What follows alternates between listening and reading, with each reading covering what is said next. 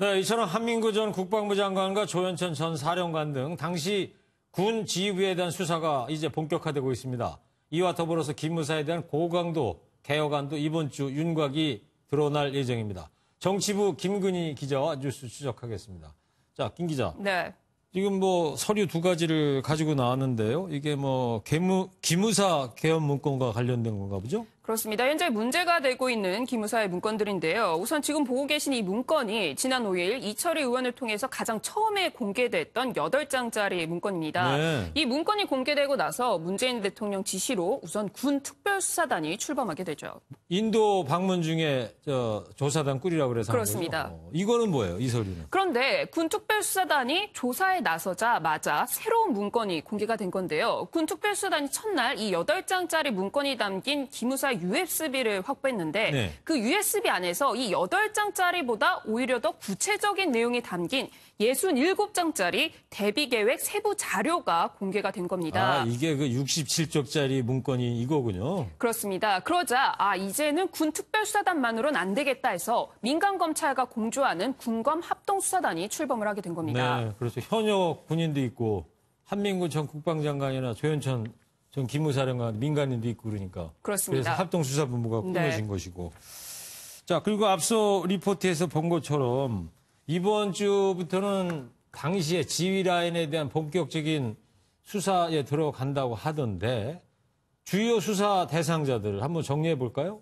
네, 일단 이번 수사의 핵심은 기무사가 과연 이런 문건을 왜 만들었냐, 바로 그 의도입니다. 그렇죠. 정말로 법적 절차를 검토하려 한 것인지 아니면 계엄령을 실제로 실행하려는 의지가 있었는지를 밝혀야 하는데요. 네. 우선 앞서 이미 군 특수단에서 당시 문건을 작성했던 기무사의 실무자들과 이들을 이끌었던 기우진 5처장과 소강원 참모장을 조사했습니다. 이분들은 이미 조사를 했지 않습니까? 그렇습니다. 이들은 당시 한민구 전 장관의 지시를 받은 조현천 전 사령관에 의해 절차를 검토했을 뿐이라고 주장하고 있습니다. 네.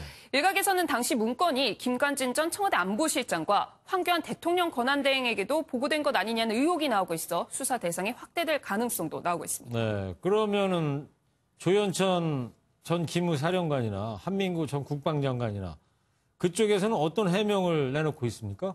실제 실행하려던 게 아니라면 이런 문건을 만든 이유가 도대체 뭐냐, 이게 궁금한 건데요.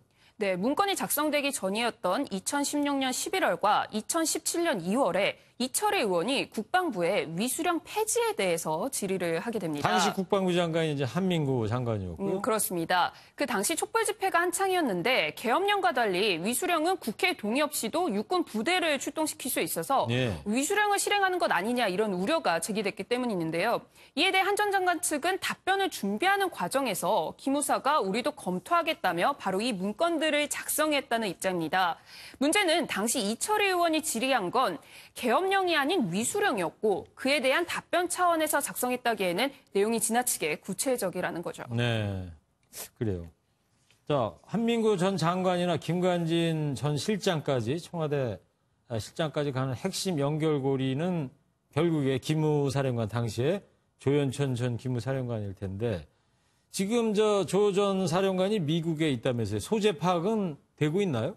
네, 조현천 전 사령관은 군을 떠나고 나서 지난해 12월 곧바로 미국으로 출국했는데요. 네. 그 계엄령 문건이 공개되고 나서 지인을 통해 귀국 의사를 밝힌 것으로 전해졌는데 현재 구체적으로 어디에 머무는지는 알려지지 않았습니다. 이에 현지 교민들이 조현천 전 사령관에 대한 현상금까지 내건 상태인데요. 현상금까지 그렇습니다. 걸었다고요? 그 현상금 포스터도 공개가 지금 됐는데요. 화면에 나오는 그건가 보죠? 그렇습니다. 네. 200달러라고 표시가 돼 있는데요. 당시 안보라인 윗선을 수사하려면 조 전 사령관에 대한 조사가 반드시 필요한 만큼 합수단도 현재 신병 확보 방안을 고민하고 있습니다. 네. 일각에서는 이제 수사로 그칠 게 아니라 차제에 기무사를 개혁하고 해체해야 한다. 이런 주장이 나오고 있습니다. 예, 국군 기무사령부라는 그 이름까지 포함해서 고강도 개혁안이 지금 검토되고 있다면서요? 네, 그렇습니다. 지난 5월에 출범한 기무사 개혁위에서 기무사에 대한 개혁 방안을 현재 준비하고 있는데요. 네. 기무사의 원래 업무인 보안과 방첩의 취지를 살려 명칭 변경까지 검토하고 있습니다. 이에 따라 기무사 인원도 30% 정도로 줄이고 현재 9명인 장군 수도 감축될 것으로 보입니다. 장기적으로는 방위사업청처럼 독립된 청으로 만들어서 국회 감시를 맡고 아예 민간인을 수장으로 하는 방안도 거론되는데요. 다소 시간이 걸리는 만큼 우선 국방부 안에 보안방첩 전문본부로 개편하는 방안이 유력한 것으로 전해졌습니다. 네, 지난주에 문재인 대통령이 기무사 개혁안을 좀 빨리 봤으면 좋겠다 이런 얘기를 했는데 개혁안 내용은 언제쯤 공개가 될 전망입니까? 우선 개혁위는 다음 달 2일 전체 회의를 열어서 최종안을 정리할 예정입니다. 다음 주 목요일이겠네요. 그렇습니다. 문재인 대통령이 이번 주에 휴가를 떠나기 때문에 이르면 다음 주 중에 공개될 가능성이 큰 것으로 보입니다.